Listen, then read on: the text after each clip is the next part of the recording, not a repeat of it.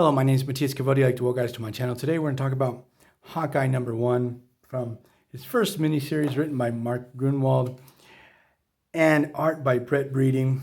And this is just one of these fantastic examples of Mark Gruenwald's genius. Like his stories are so off the wall.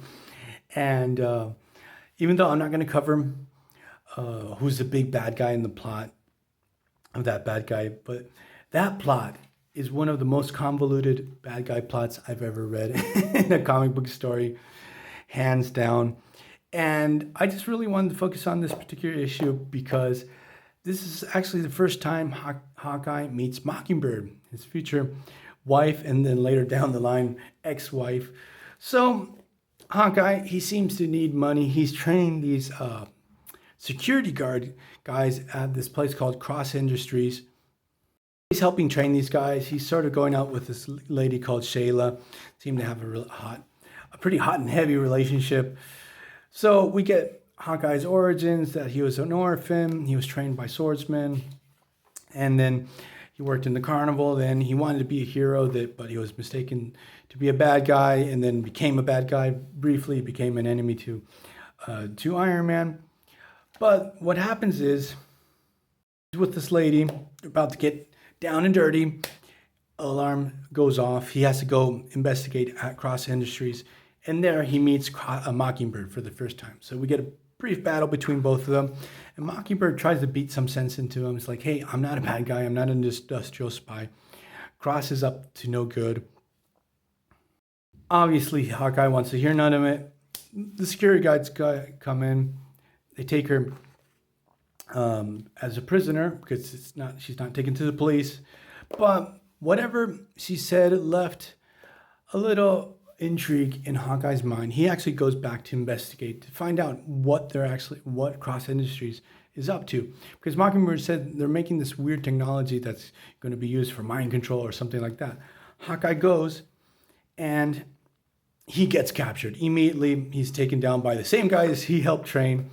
Discovers that his girlfriend, Sheila, is actually paid to be his girlfriend, to keep tabs on him, to control what he's doing.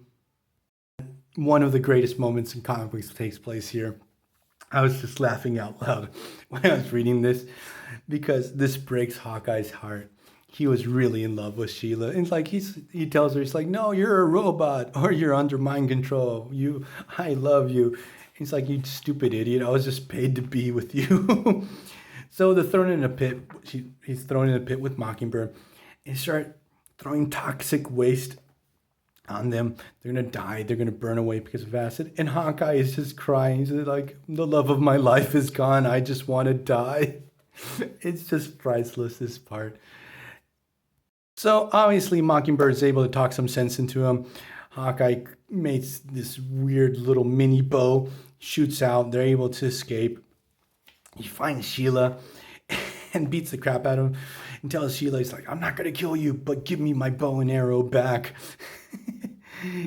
He lets her be, takes his bow and arrow, goes off into the sunset, joins forces with Mockingbird, and this issue ends here. But just writing from this time, Mark Gruenwald, it's just priceless. I just love his work. Obviously, after this, you're going to get the West Coast Avengers miniseries and the West Coast Avengers, where Mark Gruenwald wrote those series. And they're just a blast, and they're so surreal, like Hawkeye with a broken heart just willing to die. So I'm going to leave this video here. See you guys next time. Bye.